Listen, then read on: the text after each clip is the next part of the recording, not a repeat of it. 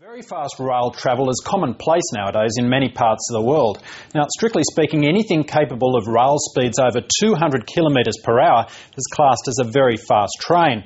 But some of those being introduced now in countries like China are capable of much higher speeds. They can travel up to 500 kilometres an hour. Now, there's been talk for years in this country about bringing trains like that here. There was a big push for a VFT in the 80s and 90s, linking Australia's major population centres along the eastern seaboard. Here's how it would look. High-speed rail could link Brisbane and the Gold Coast to the cities of Newcastle and Sydney with a rail journey as short as 3 hours.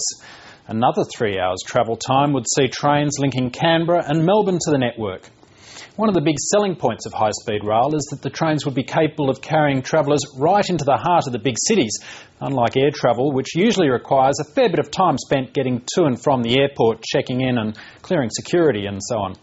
So it's argued that very fast trains won't necessarily be any slower than flying, but the big stumbling block will probably be the cost.